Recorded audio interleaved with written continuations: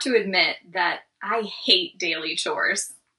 So many of the tasks that keep life running smoothly involve doing the same thing every day, day in and day out. Watering the plants, doing the dishes, and perhaps the most non-negotiable, figuring out what's for dinner. This is the beauty of leftovers. If I'm going to the trouble of making a recipe, why not double it so I can eat it tomorrow? Or better yet, triple it so that I can freeze some for next week. I try to skirt the daily demands of meal preparation by stocking up and planning ahead. There's something so appealing about working a little harder today so that I don't have to do it again tomorrow. Apparently, some of the people of ancient Israel had the same idea. The book of Exodus recounts the story of their escape from captivity in Egypt. As relieved as they were to be free, freedom came with a lot of discomfort and uncertainty. The Israelites found themselves camping out in the desert, unsure of where their next meal would come from. Today's first reading recounts how God sent manna and quail, bread and meat that fell from the sky to provide for their needs. The book of Exodus describes this manna as God's test for the Israelites. I don't think this was a test to trick them, but rather like testing a bridge to see if it's strong enough to hold weight. The manna tested the strength of the relationship between God and God's people, and then continued to build it through daily gratitude. You see, the manna came with a stipulation. God instructed them to gather just enough to feed their household for that day.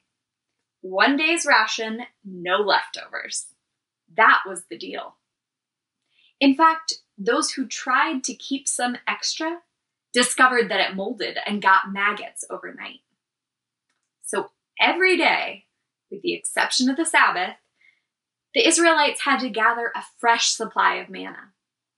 I can imagine them waking up in their tents every morning, stomachs rumbling and wondering, will there be manna again today? What if there's not enough? They had no leftovers, no backup plan. But God was building a relationship of trust with the Israelites. Every day, their hunger brought them out of their tents, looking towards the heavens for nourishment. And every day, when the manna was there as promised, the Israelites had another reason to trust in their God.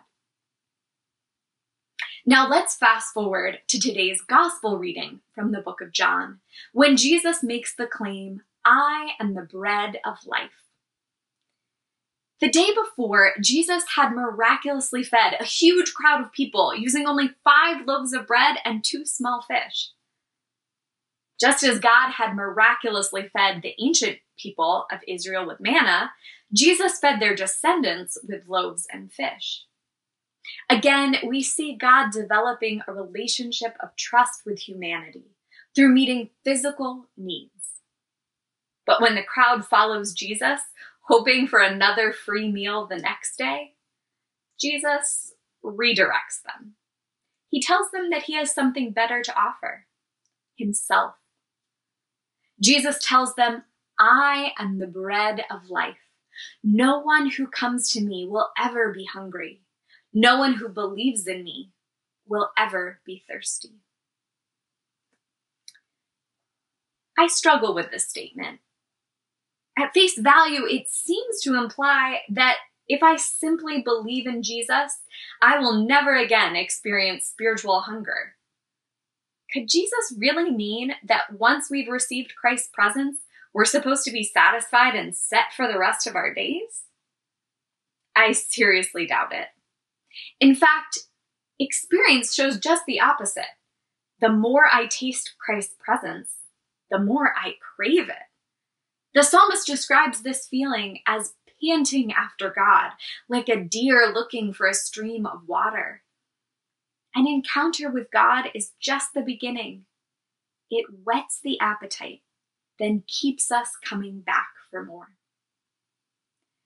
You see, there are no leftovers in the spiritual life.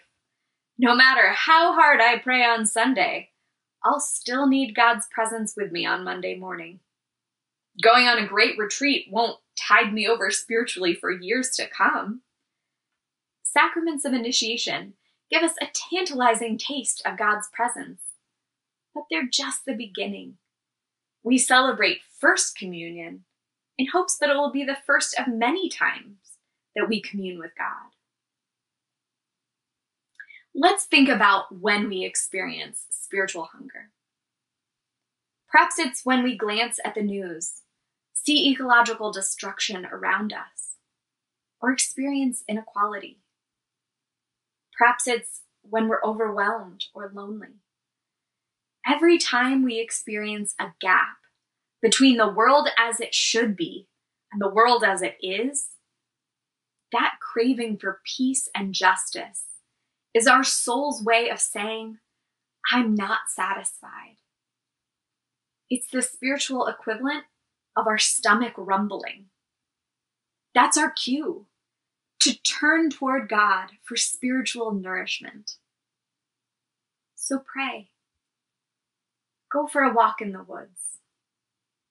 Receive Christ's presence in word and sacrament. Be filled by the presence of the divine. And tomorrow, when you feel the pangs of spiritual hunger again, go back for more. That feeling of holy discontent doesn't mean that yesterday's prayer didn't work. It means that God is building a relationship of trust with you. Just like the Israelites' physical hunger kept them looking to the heavens for manna, our spiritual hunger turns us towards God. Hunger grounds us in the everyday. It's in this everyday hunger that God will meet us, giving us this day, each day, our daily bread.